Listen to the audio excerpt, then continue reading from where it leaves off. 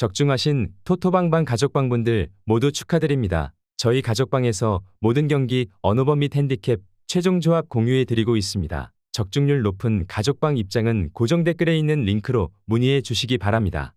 10월 12일 유럽 네이션스 리그 7경기 분석 시작하겠습니다. 첫 번째로 우크라이나 대 조지아 경기 알아보겠습니다. 먼저 우크라이나는 4-2-3-1 포메이션을 사용하며 빠른 패스와 지공 전개를 통해 공격을 전개하는 팀이다. 직전 체코와의 네이션스 리그에서 패했으나 경기를 주도하며 공격적인 전개를 시도했다.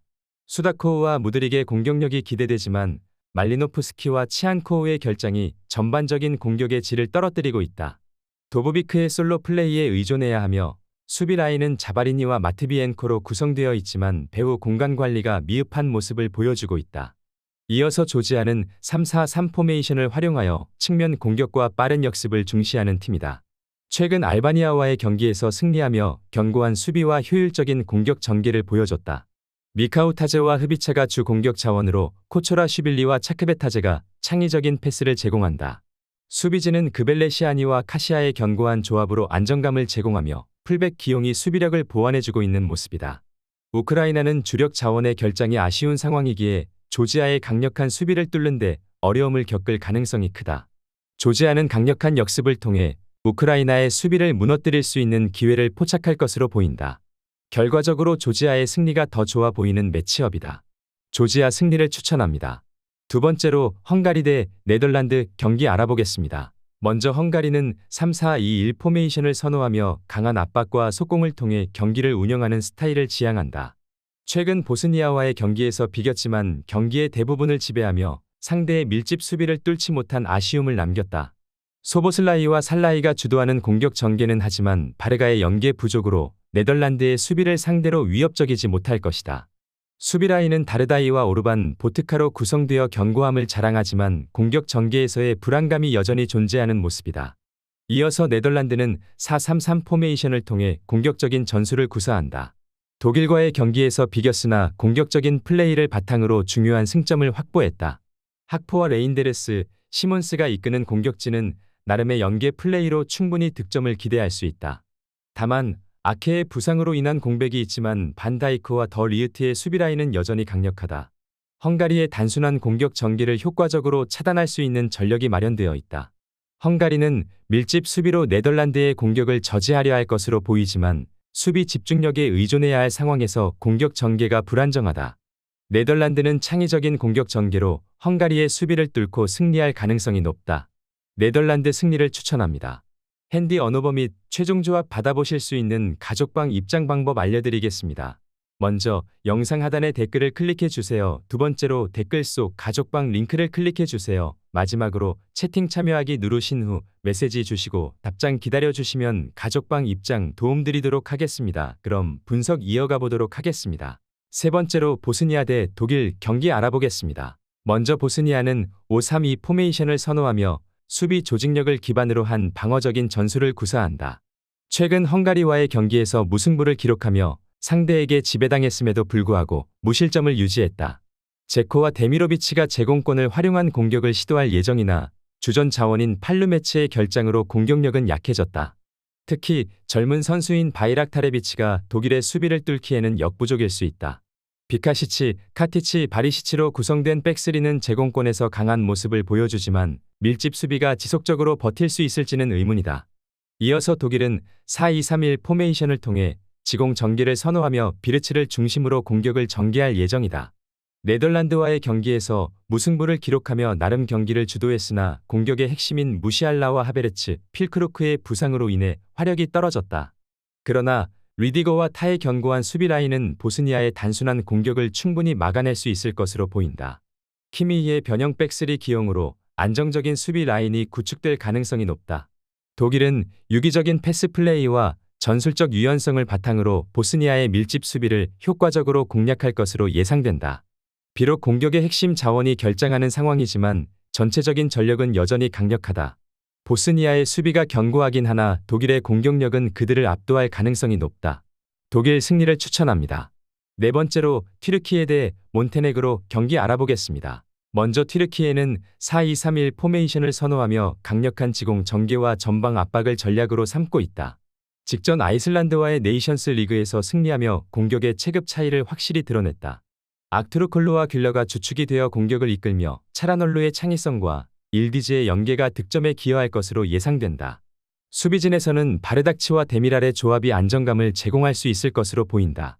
이어서 몬테네그로는 4-2-3-1 포메이션을 사용하지만 공격 전개가 원활하지 않은 상태다. 직전 웨일즈전에서 패하며 주도권을 잃었고 요베티치가 공격의 중심이지만 전방에서 고립될 위험이 크다. 크레스토비치와 무고사는 현재 불안정한 상태로 튀르키예의 강력한 공격을 저지하기 어려울 것으로 보인다.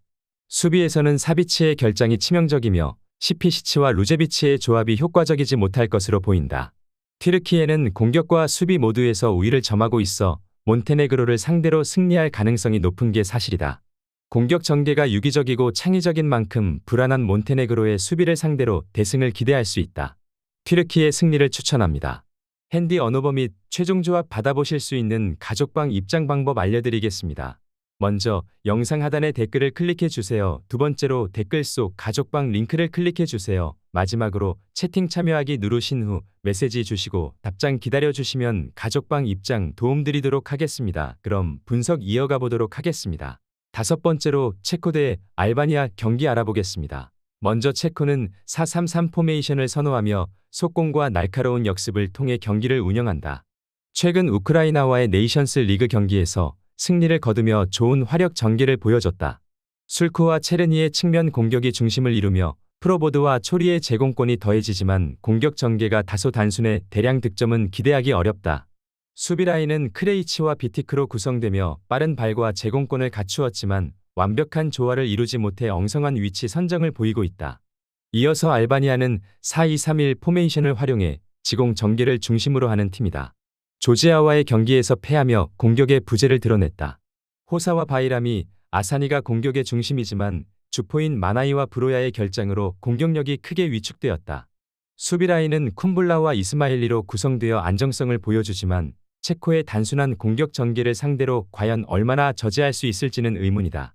체코는 속공과 안정된 수비를 바탕으로 승리를 하는 전략을 취할 것으로 보인다. 알바니아는 주력 공격 자원의 결장이 아쉬운 상황에서 체코의 밀집 수비를 뚫어내는 것에 어려움이 따를 것으로 보인다. 결국 양 팀의 공격 전개가 단순하여 지루한 무승부가 예상되는 매치업이다. 무승부를 추천합니다. 여섯 번째로 슬로바키아 대 스웨덴 경기 알아보겠습니다. 먼저 슬로바키아는 4-2-3-1 포메이션을 선호하며 속공과 조직적인 수비를 중심으로 전술을 운영한다. 직전 아제르바이잔과의 네이션스 리그에서 승리하며 공격 전개가 개선된 모습을 보였다. 두다와 로보트카의 조합이 중원에서의 안정감을 더하며 하라슬린과 수슬로프의 침투로 공격을 시도할 것이다. 그러나 스트렐레치에게 양질의 기회를 제공하기에는 부족할 수 있다. 수비 라인은 오베르트와 슈크르니아르의 조합이 견고하게 구축되어 있어 스웨덴의 공격을 막아내는 데 무게를 더할 것으로 기대된다. 이어서 스웨덴은 4-3-3 포메이션을 활용하며 강력한 지공과 속공을 선호하는 스타일을 지니고 있다. 최근 에스토니아와의 네이션스 리그에서 승리하며 공격력을 증명했다.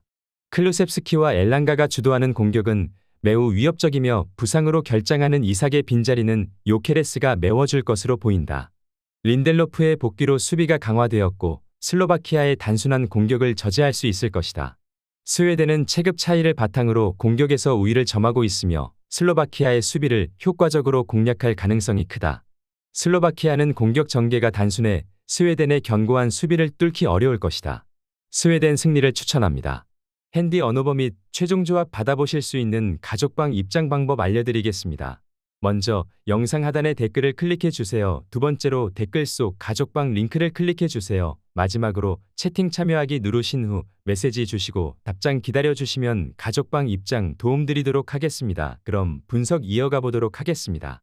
일곱 번째로 아이슬란드 대 웨일스 경기 알아보겠습니다. 먼저 아이슬란드는 4-3-3 포메이션을 선호하며 속공을 통한 공격 전개를 기본으로 삼고 있다. 직전 튀르키예와의 네이션스 리그에서 패하며 수비 불안을 드러냈다.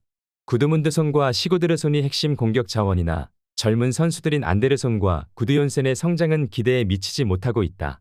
수비진은 헤르만손과 그레타르손이 함께하며 제공권에서 강점을 보여주지만 웨일즈를 상대로도 대량 실점은 피할 수 있을 것으로 보인다.